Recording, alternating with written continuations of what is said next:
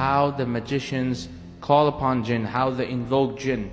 Because in our society we see people who claim to be Shaykh, Pir, Sufi Baba and all that stuff, but when you go to the reality, when you get to the home truth, you find that those people are in reality black magicians, and who are always involved in occult and mystical practices. As these methods lead to kufr and disbelief and polytheism, and if any one of us commits any of these methods or ways, he becomes a disbeliever. The jinn and the magician, they coordinate based on a deal. The magician calls the chief jinn. He calls upon him, he praises him, he commits all forms of disbelief and polytheism. And then a deal is made between the chief jinn and the magician. And the chief jinn sends the subordinate jinns to carry out the purposes of the black magic. Because in many of the cases I saw with my own eyes that when the jinn was asked to leave the body, he said that I can't, I'm compelled because I'm forced by the magician and my chief. Black magic cannot be performed without the involvement of jinn. Jinn and magician, both are involved in black magic. If you remove jinn, black magic can be performed. So they have certain ways and certain rituals and practices through which they coordinate with the chief jinn. So I'm going to share with you those rituals and the methods they use to call the jinn. The first method is called as al-iqsam, in which the magician gets into a dark room and he swears in the name of the chief jinn. He says, "Oh chief jinn, please come."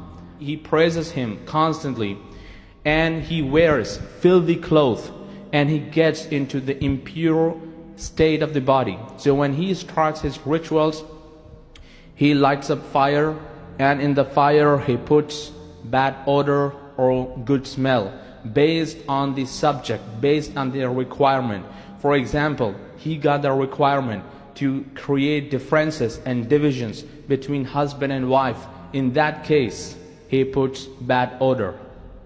And if he wants to create unconditional love between husband and wife, between two friends, between two partners, between two lovers, based on the requirement, he puts good smell, or he burns incense sticks. So after a while, he praises the chief jinn, he calls him again and again. Then a phantom appears before him in the form of a dog or a snake, and he communicates to the jinn. He dictates what to be done and what not to be done. And in most of these cases, he takes the sweaty garment of the person on whom the magic has to be done, the patient or the victim. He takes the sweaty garment, he ties the knot on the sweaty garment and says, "This has to be done to this person, this has to happen, this has to happen." And in most of these cases, he hears a voice. "Okay, what do you want me to do? Your wish is my command."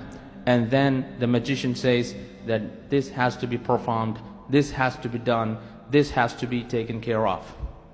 So this is the first method. Now the second method, which is called as a-zabiha. They use this method as a way of slaughtering the animal in the name of the chief jinn. So they ask you, or the person who visits the magician, he tells the person to get an animal with certain specifications. For example, black crow, or black sheep, or black ram, or black pigeon, or an owl. They specifically ask for black color because jinn like black color, and they slaughter it in the name of the chief jinn. And they ask you or the person who visits them to put the carcass at a place where people don't usually pass by, because these are the places where jinn reside. These are the homes of the jinn. This is the second method. Now the third method, which is called as as-sufliya. This is the worst form of disbelief. In this method, magician wears Quran on his foot, and he walks into the toilet, he sits in the toilet, and he does all the incantations and the chanting and praising of the jinn, and then he comes back to his room, and then the jinn comes to him and talk to him. This is the third method. Now the fourth method, which is called as an-najasa. In this, the magician writes the Quran with the menses discharge or the dirty fluids. They use this blood to write the Quranic ayats, and this is how they please the jinn, and later the jinn come to them and talk to them, and they carry out the task. The fifth method they use is called as al-tanqis. In this, they anagrammatize the words of the Holy Quran. For example, my name is Abu Talha. So Talha, the reverse of the word Talha is Ahlat Uba. Ahlat Uba. So, for example, I have to say Allah, then the magicians say Halala. Anagrammatize, reverse. So the magicians use this technique, this way, to read the Quran, and this is how the jinn gets pleased with them, and they come at their beck and call to execute the orders and the task. The sixth method they use is called as at-tanjim. In this, the magicians believe that gods descend from certain stars. So they wait for those stars to happen on a particular date, on a particular time, and they believe that these stars appear once in a year, and they wait for that time, and they get into water up to the waist or up to the neck, and they look at the star, and they praise the star, and they chant the praising of the star, and they believe that the gods descend from the star. But in reality, in Islam, we believe that Allah subhanahu wa ta'ala has created stars for beautifying sky and for navigation purpose. It has nothing to do with the fortune. And in fact, Prophet Muhammad sallallahu alaihi wasallam said that if anyone gets into astrology and if anyone learns astrology, then he has learned a branch of magic. And if he gets more into that, then he has learned more magic. So one has to refrain from studying about the movement of stars and the calculation of fate and the fortune. And people even believe that if this star comes into this circle, then your baby will be good and your baby will be bad. So people believe in stars, and they believe that it all happens due to the stars. But stars are just a creation of Allah.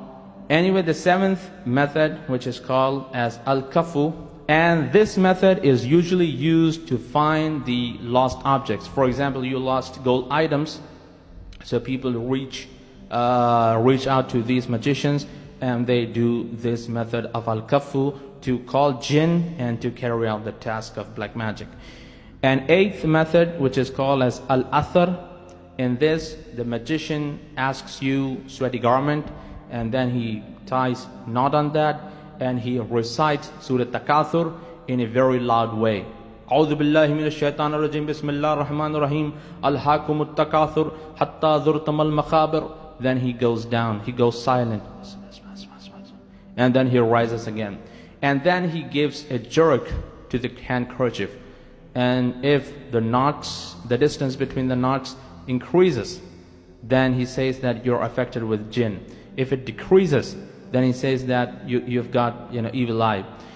So all the things happen with the coordination of jinn, and these are the 8 methods they use to call the jinn, and they have multiple methods. They have multiple methods, and they keep upgrading their methods. But the fundamentals of their ways and methods are these 8, and based on these 8, they keep increasing and upgrading themselves.